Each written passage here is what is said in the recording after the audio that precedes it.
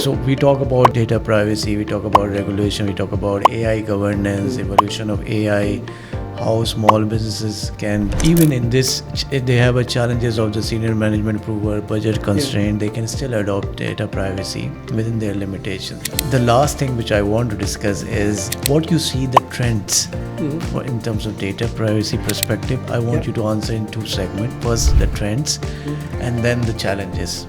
Because now we are there, we're talking about data privacy and everything. So I want you to give awareness to people about that they should be proactive for the challenges and the trends coming in the data privacy. Before I do that, I missed out one key point in your how to comply on a limited budget. Sometimes these small organizations, medium-sized enterprises with no budget, they simply can't onboard the export resource they need.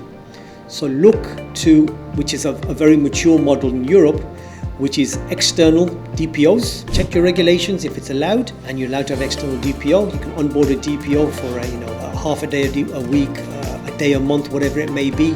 You decide on the hours.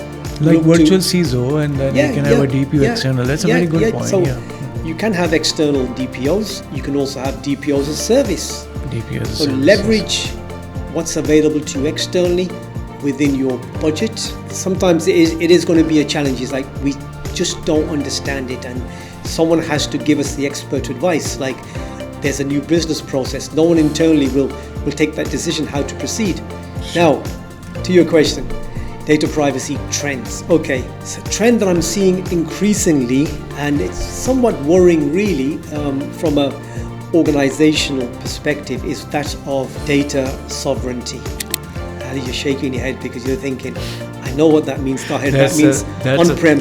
Right. So, every CISO asks this question for the data sovereignty residency. That's a major concern in UAE.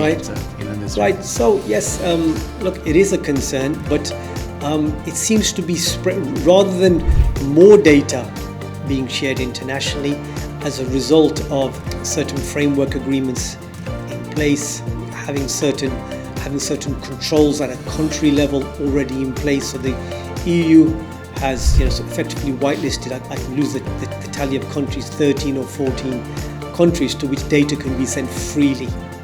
So there's two parts of this: data sovereignty that's been enshrined within the regulations, and I find, I'll give you the example if I may, Ali, of Kingdom of Saudi Arabia. I've worked very closely there over the years with the regulators, and it's very clearly stated that non-confidential, non-special category or sensitive data can be sent freely outside of the kingdom, so long as certain contractual clauses or protections are put in place. But what happens when I speak to clients, Ali? They can't send data outside. And why is that?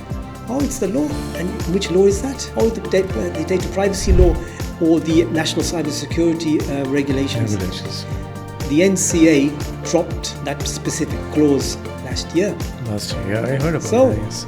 You can send data out. The regulations from SEDAI are written in really simple English, and it's there very clearly saying you can send data out. But part of this, maybe this is a challenge then, is the mindset.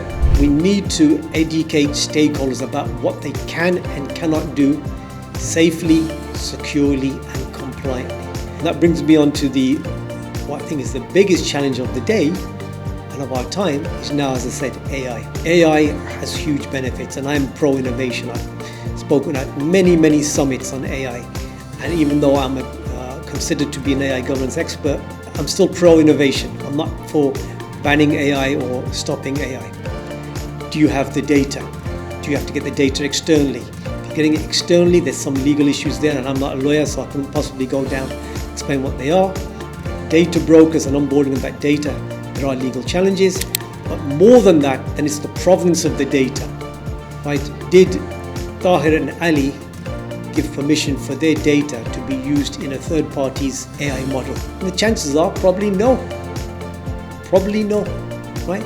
So these are the challenges moving forward. We want to have AI that's deployed. We want to have it deployed in a safe, reliable, trusted, compliant manner.